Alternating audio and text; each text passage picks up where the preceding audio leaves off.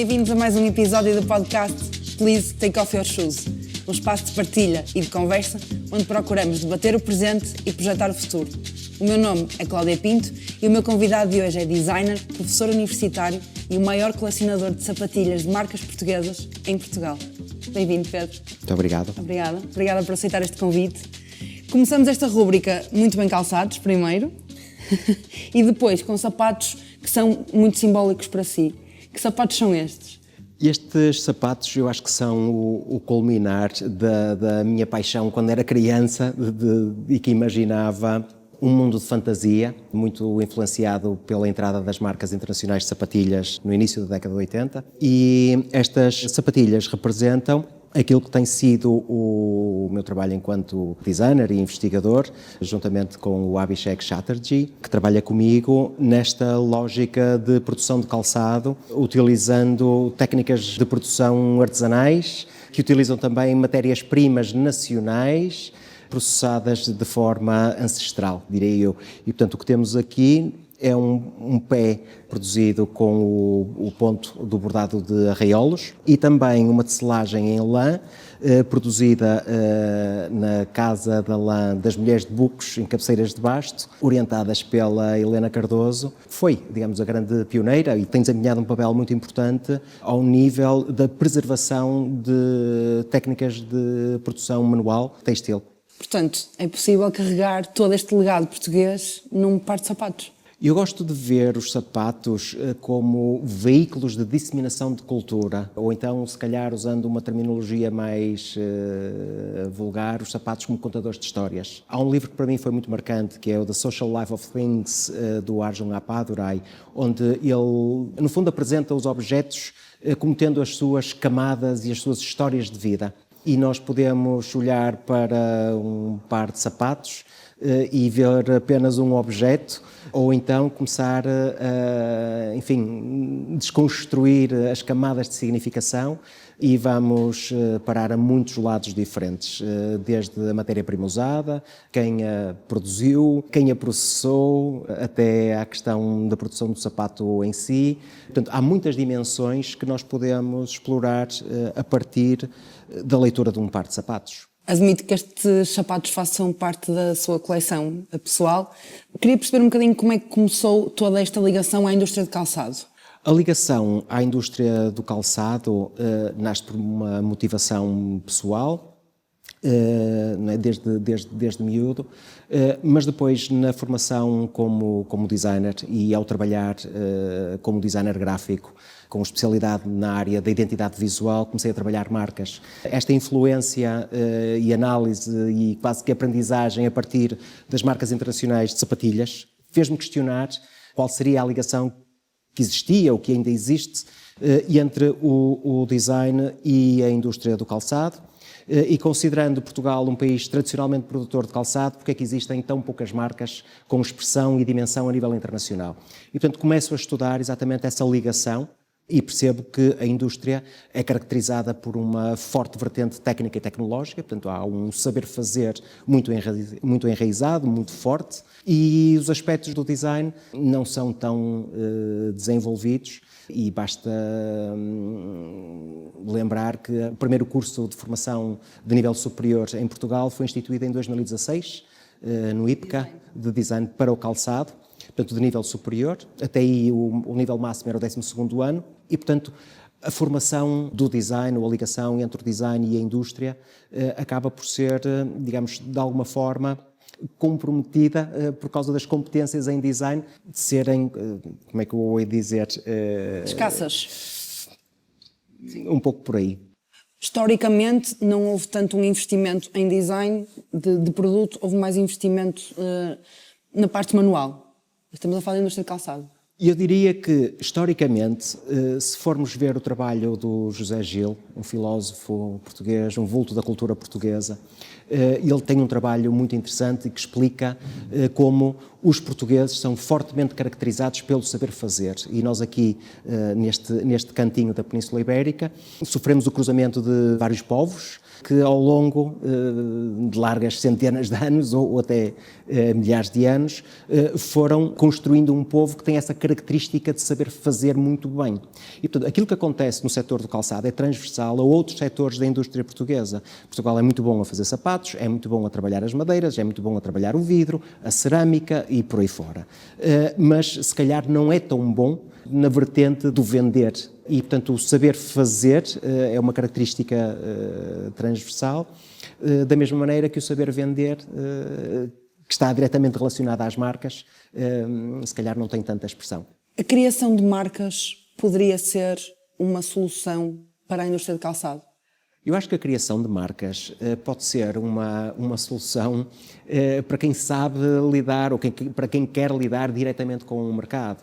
E, portanto, no estudo que faço, enfim, com as limitações de acesso à informação que tive na altura, foi possível concluir que toda a indústria é muito vocacionada para o modelo business to business e não para o modelo business to consumer, o que significa que Portugal, sabendo fazer bem, vende a produção numa lógica de subcontratação, conquanto que, para se trabalhar diretamente com o mercado, é preciso outras competências. E, portanto, nessa tradição do saber fazer, culturalmente, existe mais dificuldade. Agora, podemos invocar empreendedores com 20 e poucos anos noutros países, Itália, Londres, portanto, o Reino Unido, países nórdicos e por aí fora, que em relativamente poucos anos demonstram capacidade de desenhar produtos numa lógica de aceitação no mercado, porque sabem exatamente o que é que as pessoas pretendem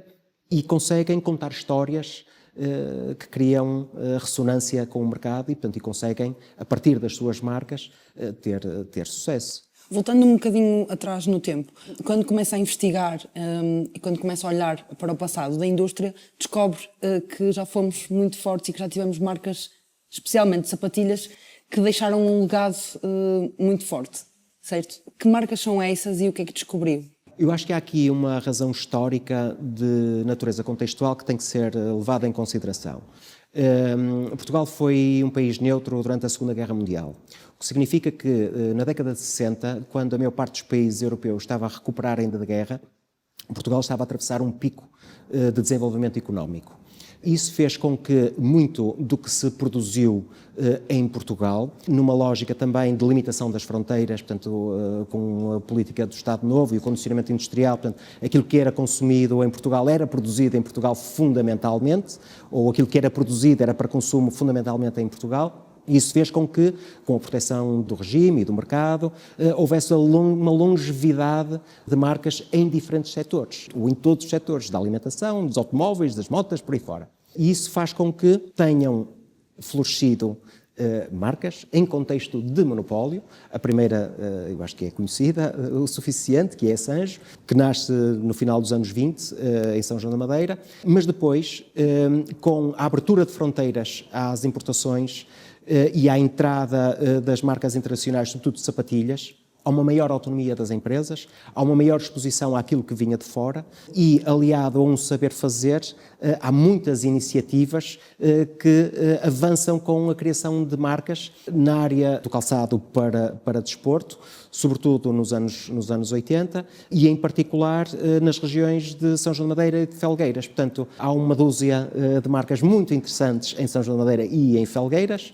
Temos a Ritex, temos a Desportex, temos a Centro, temos a Mind, enfim, podia elencar um conjunto delas, também na Benedita, ou mais a norte de Portugal, e temos casos absolutamente fantásticos que hoje podemos apreciar a beleza. Se calhar nos anos 80 olhávamos para elas com outro olhar e com uma outra crítica talvez também, porque percebemos as influências estrangeiras muito presentes naquilo que depois foi desenvolvido, mas reconhecemos que há uma capacidade de produção incrível.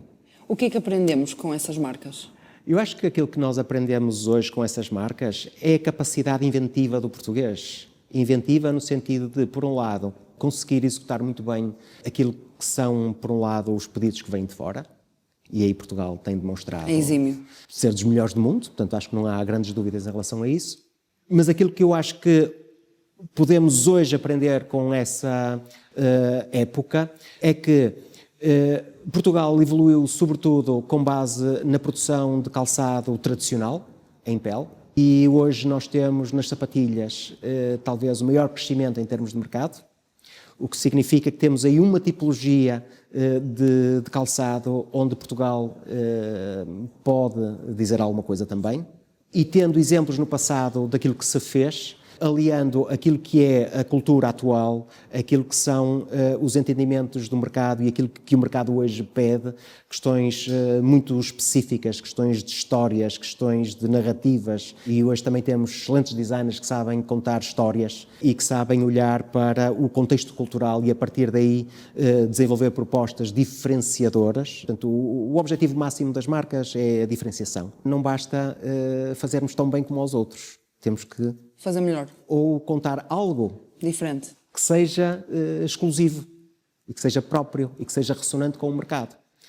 E eu creio que em Portugal há um conjunto de histórias relacionadas até com a própria cultura portuguesa, a questão de matérias-primas, de técnicas de produção artesanais, muitas delas em risco de desaparecimento. Posso falar no linho como matéria-prima, que pode desaparecer muito rapidamente numa geração, mas o mesmo também se passa em relação a outras técnicas de manufatura tradicionais, que são muito específicas. E que só existem num determinado local, por exemplo. E que depois trazem a exclusividade, que é aquilo que, sobretudo, os mercados de segmento alto valorizam. E, portanto, há aí a oportunidade de se desenvolver produto com um elevado valor acrescentado, porque ele é genuíno e conta histórias. E é escasso. Porquê que não existem mais marcas, então? Falta-nos olhar para estas questões todas. É uma boa questão, talvez porque, em termos de cultura empresarial, possam existir aqui duas razões. A primeira é a cultura da produção em regime de subcontratação. Portanto, o fazer mediante os pedidos que chegam. E, portanto, isso está muito enraizado na cultura. E depois, porque essa abordagem consome o dia-a-dia das empresas. O que significa que poderá ser muito limitado o tempo necessário e os recursos também, ou a predisposição para encontrar os recursos certos, para se poder pensar, digamos, antecipadamente, numa lógica de estratégia a médio e longo prazo, qualquer tipo de desenvolvimento de marca que não é compatível com as tarefas do dia-a-dia e com as exigências que as fábricas atravessam. O Pedro estuda a arqueologia das marcas. O que é que, no fundo, isto quer dizer? A arqueologia das marcas é simultaneamente um campo de estudo e uma abordagem metodológica. É fundamentalmente uma ferramenta ou um conjunto de ferramentas que permite prestar um serviço às empresas a dois níveis.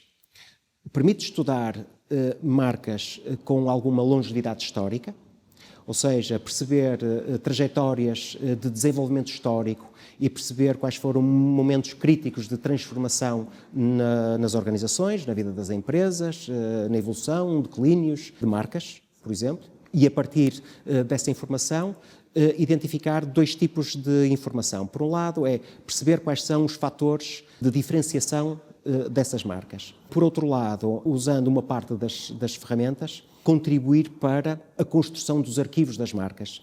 Eu compreendo que as empresas descurem muito esta parte, por várias razões que são absolutamente plausíveis. Mas a verdade é que sem a matéria necessária para se estudar uma determinada marca, não há análise que seja possível fazer. Portanto, uma primeira parte da arqueologia das marcas é resgatar essa informação, resgatar essa matéria, para depois a analisar. E ela pode ser analisada de várias formas. E, portanto, há métodos de análise visual, há cirurgia gráfica, recuperação de logotipos, enfim, há todo um conjunto de possibilidades que, ao percebermos quais são os fatores distintivos da marca, conseguimos depois fazer uma reconstituição histórica.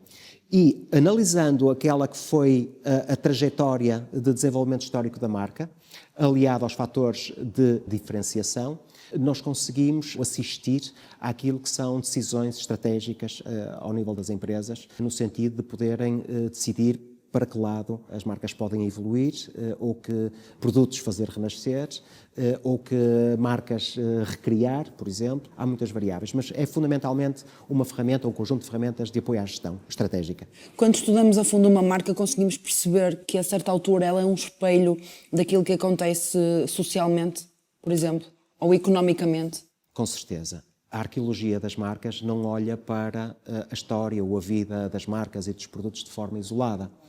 Olha para as diferentes dimensões do produto, e temos a dimensão da própria empresa, temos a dimensão da produção, temos a dimensão tecnológica, temos a dimensão dos utilizadores, temos a dimensão das matérias-primas e por aí fora, mas temos a dimensão contextual. Temos o contexto interno e temos o contexto externo. E, portanto, é possível, através de uma análise histórica, nós percebermos como é que uma determinada marca evoluiu em função daquilo que eram as limitações, as oportunidades do próprio contexto, fosse a nível interno do próprio país, fosse condicionado por aquilo que se passava fora. Uma outra ferramenta, uma outra possibilidade de aplicação da arqueologia das marcas, quando não falamos de marcas com uma grande longevidade histórica, por exemplo, quando se pretende lançar uma marca de raiz, a arqueologia das marcas, aquilo que pode propor, usando exatamente as mesmas ferramentas, é o chamado benchmarking na perspectiva do design, ou seja, fazer uma análise daquilo que existe em arredores, dentro das mesmas tipologias ou de casos de estudo que sejam pertinentes para situar o posicionamento que se pretende trazer na criação de uma determinada marca. Mas, no fundo, o que eu quero dizer é que, se por um lado a arqueologia das marcas permite trabalhar ou analisar a história, também permite analisar o contexto atual e, de uma forma ou de outra, sempre contribuir para decisões de natureza estratégica. E o design é uma peça fundamental, mas parece muitas vezes descurado. Eu acho que nós temos na Apple, sobretudo com a entrada do Jonathan Ive nos anos 90 para trabalhar com o Steve Jobs, o exemplo paradigmático daquilo que é a ligação entre as culturas da gestão e do design. E esse modelo de trabalho, se quiserem, hoje está presente em muitas marcas globais, onde o design não é apenas um elemento que vem no final, quase como que introduzir uma componente de decoração, nada disso, e ele participa ativamente na definição do próprio produto. E hoje também podemos falar no design de serviços, portanto, podemos situar o produto numa lógica de serviços e também situar o design de produto numa lógica de produção, ou seja, como é que eu posso tirar partido dos recursos que tenho para desenhar um determinado produto, não é? E isso faz com que hoje nós também possamos ter uma abordagem radicalmente diferente sobre aquilo que significa o design hoje e como ele pode introduzir também rupturas ou entendimentos diferentes sobre como trabalhar o design como um recurso estratégico e como uma vantagem competitiva. Há empresas que já o estão a fazer também cá em Portugal, mas acho que há muito caminho a fazer. Ainda. Porque a minha pergunta seguinte era exatamente essa, que é se falta consciencialização de que o design é uma peça fundamental, se não a mais importante. E eu acho que sim. Eu trabalho na Universidade de Aveiro desde 2001 como docente e ainda hoje nos chegam alunos com, digamos, uma perspectiva um bocadinho distorcida daquilo que é o design, que ainda se traduz muito no paradigma dos anos do século XX, não é? Do designer como, enfim, o grande autor, não é? A estrela, e nós hoje temos equipas altamente multidisciplinares e temos o design muitas vezes como forma de juntar essas diferentes peças, não é? E, portanto, sim, há digamos, uma premente necessidade e muito urgente de dar a entender que o design hoje tem um significado muito diferente daquele que tinha há 10 ou há 20 anos atrás, radicalmente diferente. E o que é que significa hoje em dia? Pensar estrategicamente até o que pode ser uma atividade de uma organização e pode significar estar ao lado da gestão. O exemplo que dei há pouco em relação à Apple, há outros casos também até mais antigos, do Dieter Rams, no caso da Braun, em que trabalhou sempre lado a lado como intérprete daquilo que é o seu tempo, percebendo quais são as necessidades do mercado, intérprete do seu tempo, percebendo quais são as limitações contextuais em termos de recursos, de acesso a matérias-primas, custos de produção, por aí fora, e percebendo também o que é a lógica empresarial, com as suas responsabilidades de ter que produzir objetos, artefactos que consigam dar retorno e ser sustentáveis também economicamente para permitir a sustentabilidade da própria empresa. Como é que se constrói, ou quais são os atributos que são mais essenciais quando se cria uma marca? Para se construir uma marca diferente, é preciso saber aquilo que não existe no mercado, mas também saber aquilo que existe enquanto recurso disponível e que possa até nem estar a ser necessariamente utilizado, mas que possa reverter a favor da construção de algo que satisfaça os desejos do mercado. Eu diria que é se calhar um bocadinho superficial. Nós hoje temos que gerir muito bem os recursos que temos, porque há produtos em excesso, há marcas em excesso, há tudo a mais. E, portanto, aquilo que se fizer tem que ser feito com muita parcimónia. E acrescentar valor, eventualmente. Sobretudo isso, mas não pode ser um valor fictício, tem que ser um valor com base em algo que faça sentido. Eu estou a pensar nas senhoras que têm as suas ovelhas e que fazem a tosquia da lã, e que fazem o tingimento usando tintes naturais, e que fazem a fiação manual, e que fazem o tecido no seu tiar. E tudo isto exige um tempo de produção que se calhar não é compatível de todo com o paradigma atual da produção industrial. Agora, haverá lugar para isto? Eu creio que sim. Há feiras internacionais muito exclusivas, não é? Onde o luxo representa exatamente aquilo que é exclusivamente feito por pessoas que detêm este saber. E que numa geração ele desaparece. O luxo também é não só esta exclusividade, mas também algo que é manual, porque numa era em que só se fala de inteligência artificial, vai ter mais valor aquilo que é feito à mão? Eu acho que o luxo é sempre aquilo que é escasso. E nós hoje o que temos de mais escasso é matéria-prima e conhecimento. Há matéria-prima, como sendo o linho, por exemplo, que é escasso, porque não é produzido, deixou de ser produzido. E temos conhecimento, o saber trabalhar o linho, por exemplo, ou o saber trabalhar uma determinada técnica artesanal em tiar, ou um determinado ponto específico, estou-me a lembrar do Almalaguês, dali de Coimbra, que está naquela região há mais tempo do que Portugal tem de existência enquanto país, e que desaparece numa geração. Portanto, o luxo é sempre aquilo que é escasso, mas é sempre aquilo que tem significado. Eu não compro nada só porque dizem que custa muito dinheiro. Tem que ser justificado o porquê que custa muito dinheiro. E tem que haver histórias, e tem que haver, digamos, uma fundamentação e uma argumentação muito convincente do porquê que estamos a pagar um determinado preço. Gostava de voltar a algo que disse há pouco, que é que os produtos carregam um legado, carregam uma história. Isto também é importante quando pensamos na criação de marca? Absolutamente. Mas eu falo na minha perspectiva enquanto apreciador. Sim. Se calhar a maior parte das pessoas compra, digamos, aquilo que necessita por uma questão de preço.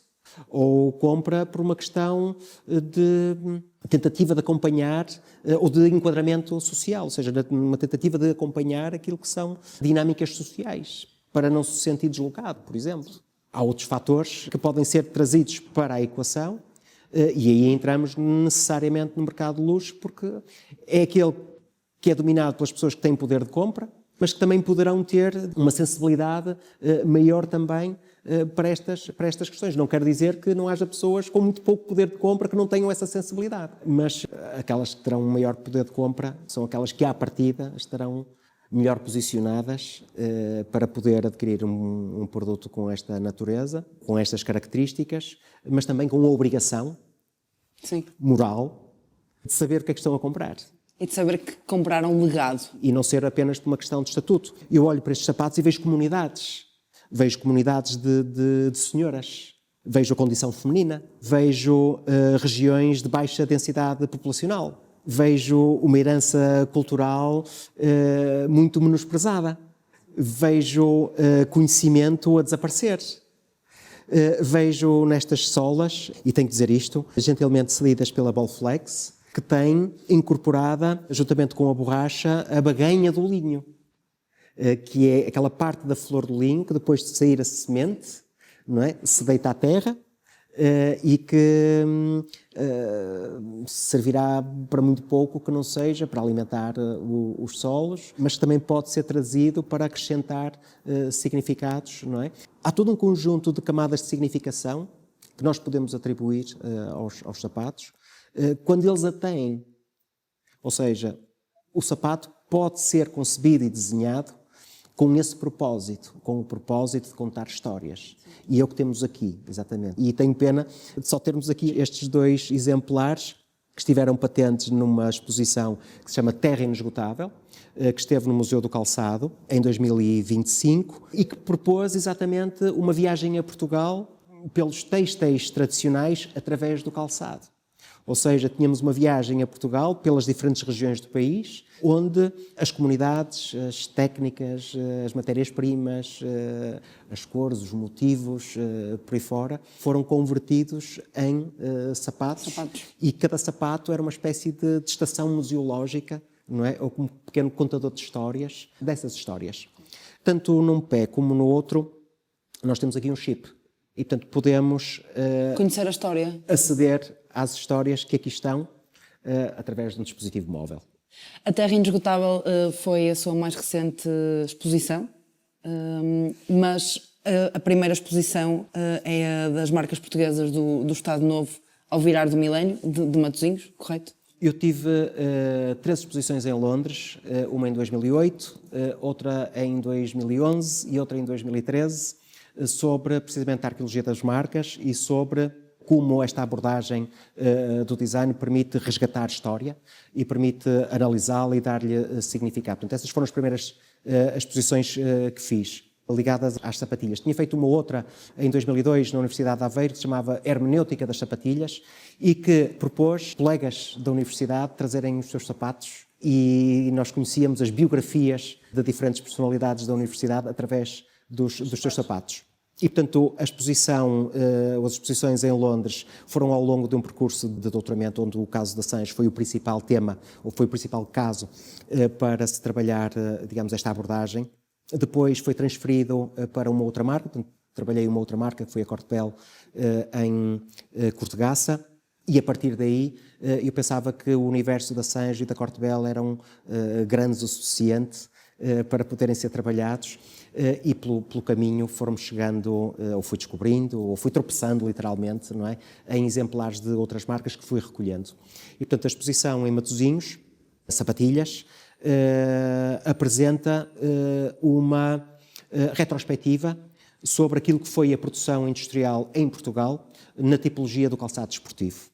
E, portanto, apresentou cerca de 500 pares de sapatilhas representativas de 100 marcas, sim, todas da minha coleção. As pessoas às vezes, ou muitas vezes, chamam-me colecionador. Eu não sou colecionador de sapatilhas. Não. As sapatilhas vêm ter comigo e eu simplesmente guardo-as, mas elas são fundamentalmente um objeto de estudo. Portanto, para mim, as sapatilhas são uma matéria-prima para perceber as diferentes dinâmicas da relação entre o design, a produção de calçado, o desenvolvimento de marcas, a cultura de um determinado país e a sua representação socioeconómica e cultural. E porquê é que a certa altura decide começar a expor? Eu não podia guardar isto só para mim. Sim. Tinha que partilhar isto de alguma forma e, na verdade, não consegui deitar ainda tudo quanto gostaria, porque as camadas de significação são tantas e as possibilidades de leitura são tão diversas e tão profundas e há tantas histórias, mas tantas e tão incríveis. Eu diria que a exposição de Matosinhos terá sido o ponto de partida para se pensar na importância que as sapatilhas têm, e cada vez mais hoje, considerando o tipo de calçado que representam, como matéria de estudo e de entendimento da cultura socioeconómica e cultural e política de um país.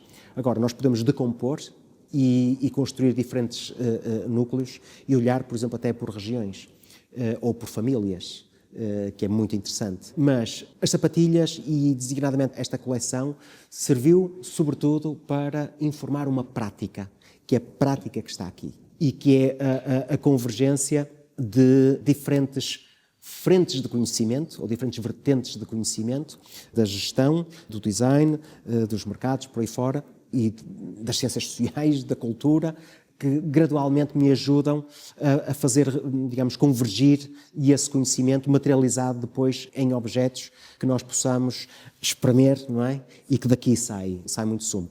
Por exemplo, se aqui temos cultura popular e temos as tecedeiras de bucos, aqui, por exemplo, temos uma porção de um tapete de arraiolos que foi desenhado pelo Filipe Rocha da Silva, um artista português consagrado, representado em coleções internacionais, Nova Iorque, por aí fora.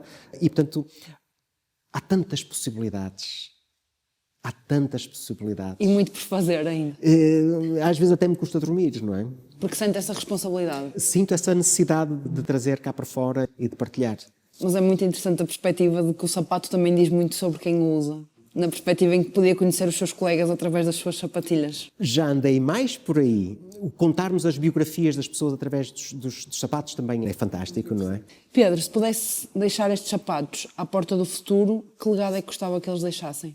Eu, sobretudo, gostava que eles contassem a história da sua proveniência. E gostava que contassem a verdade. Gostava que contassem a verdade sobre as diferentes comunidades que foram reunidas para que os sapatos pudessem ter vida e, ao terem vida, eles serem os representantes, não é? Gostava que, sobretudo, tivessem a capacidade de contar a história da sua proveniência e que fossem os representantes de todos os legados que estão aqui presentes. Obrigada. Obrigada por nos acompanhar em mais um episódio do podcast Please Take Off Your Shoes. Até à próxima.